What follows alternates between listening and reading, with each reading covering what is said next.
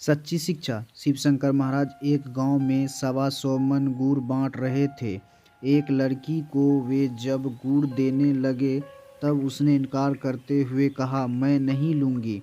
क्यों? महाराज ने पूछा। मुझे शिक्षा मिली है कि यूं ही नहीं लेना चाहिए। तो कैसे लेना चाहिए?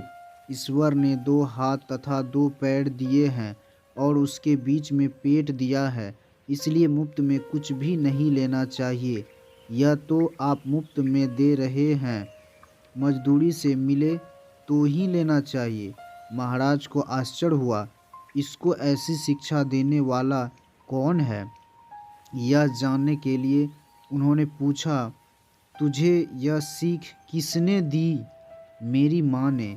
महाराज उसकी माँ के पास गए और पूछा, तुमने लड़की को यह सीख कैसे दी?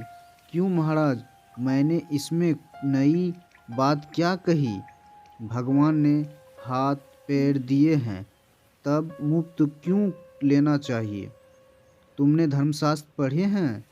तुम्हारी आजीविका किस प्रकार चलती है? भगवान सिर पर बैठा है, मैं लकड़ी काट लाती हूँ और उससे अनाज मिल जाता है।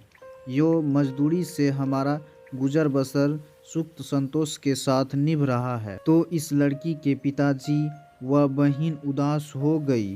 कुछ देर ठहरकर बोली, लड़की के पिता थोड़ी उम्र लेकर आए थे। जवानी में ही वे हमें अकेले छोड़कर चले गए। यद्यपि लगभग 30 बीघे जमीन और 2 बैलवे छोड़ गए थे। तभी मैंने इस पर विचार किया कि संपत्ति से मेरा क्या लेना देना है। मैं कब इसके लिए पसीना बहाने गई थी?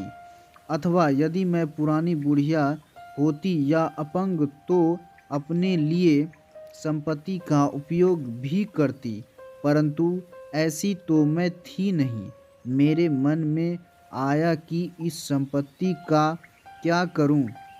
और भगवान ने ही मुझे यह सुझाव दिया कि यदि यह संपत्ति गांव के किसी भलाई काम के लिए लगा दी जाए तो बहुत अच्छा हो।